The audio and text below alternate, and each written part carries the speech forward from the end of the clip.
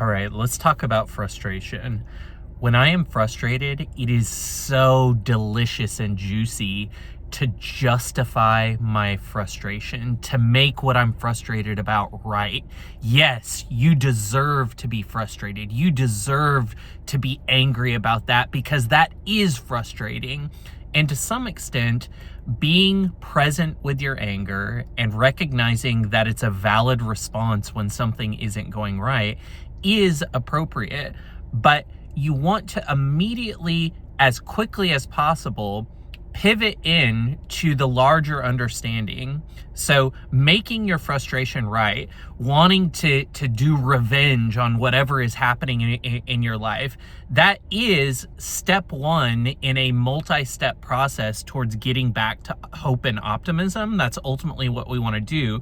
The ideal place for us to be creating reality is in the present moment, in a balanced place in our body, with hope and optimism as the natural set point for us. However, when something goes wrong and it's so vexing and we just want to strangle something, it can be very difficult to move from that ground position of, I just want to strike back, into the higher 100,000 foot view, the balcony position. And so we want to train ourselves from moving from ground to balcony. And at the balcony level, what frustration always means, there's only one thing that frustration means, and it means that we are misperceiving reality, that there's a solution available for us, and the only thing that we have to do or that we need to do is sit with our big feelings. So underneath that anger and frustration, if we can bring that down into our body instead of projecting it forward, which is usually what we want to do, when we're making ourselves right about our anger and frustration, yeah, that person is a bad person. Yeah, that was a crappy situation.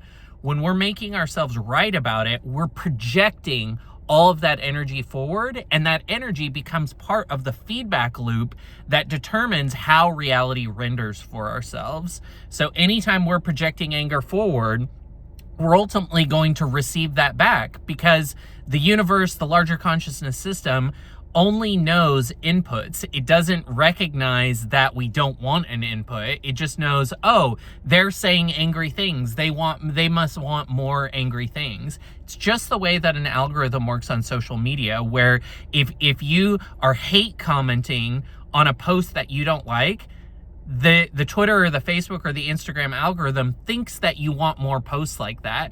It's like, oh, they're spending their time commenting on this post. They must want more posts like that. And so then your entire feed, your entire timeline, your entire news feed becomes full of these posts that just make you irate.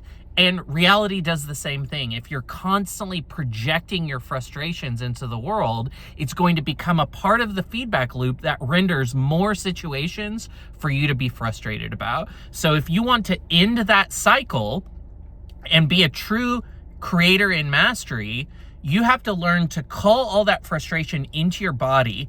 And you're not going to want to. You're going to want to move with it. But I call this riding the bull of your emotions. You bring that frustration into your body. You notice it as sensation. It's going to be a heat. It's going to be a flame that just wants to destroy everything. Bring that into your body. Notice that in your nervous system. Allow that to play itself out in your nervous system. And if you sit with it long enough, the number one technique in anger management is count to 10. You may have to count to 100. You may have to count to 1,000. But if you sit with that and build a container for that anger to work itself out in your nervous system, what you will find is that there's some grief and sadness about something in the past underneath that. And you will eventually get in to that place of sorrow. And when you touch that place of sorrow, that's when you can really release the past trauma that was trapped there.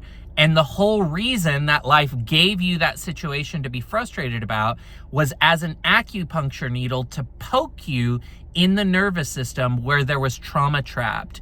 And so the mirror of reality is always reflecting to you where there is grief, sorrow, anger, trauma that is ready to release. Frustration or frustrating events are a signal that a solution is already in the works. It's already ready for you to grasp and enact and activate in the world. But in order to unlock that solution, you got to sit with your big feelings. So you bring that anger, that frustration into your body. You sit with it as long as it takes.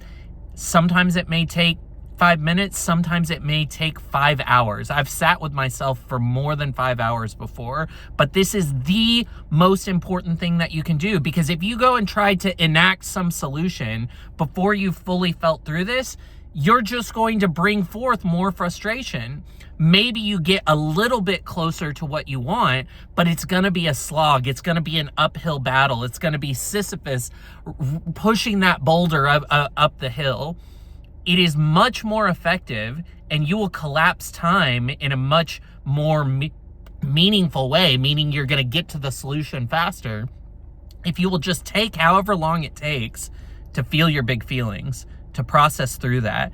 And I promise you, no matter how long that takes, on the other side of it, the solution will present itself. Things will lock into place. New people will show up in your lives. New ideas from people that you weren't expecting will show up. You'll know exactly how to connect the dots in reverse. And it will be a really joyous experience of you recognizing that you shifted the way that energy was being projected into the feedback loop of reality, and you collapsed time in such a way that you got to your desired outcome way faster than you would have if you kept slogging along.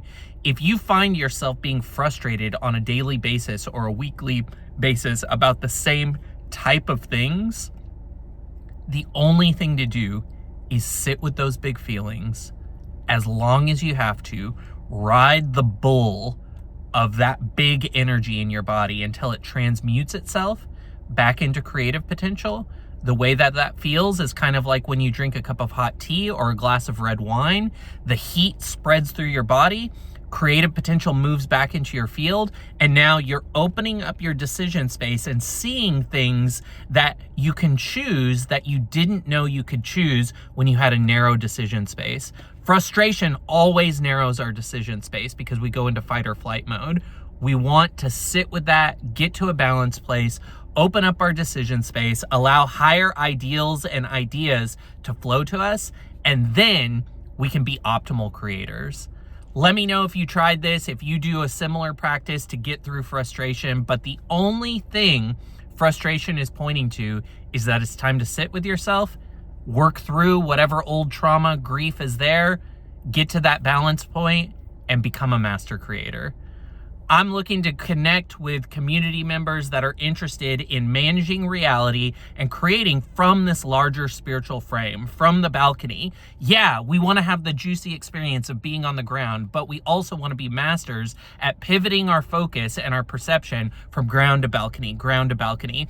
If you're trading crypto, building something in crypto, building a business, if you're an entrepreneur or just somebody who is interested in enacting these principles into the world, hit that subscribe button, hit the like button, introduce yourself in the comments so that we can all start to get to know each other. If you have a question, let us know. I'll try to cover it in a future video, but would love to have you as a part of this community, and I appreciate you watching. Good luck out there. Bye, y'all.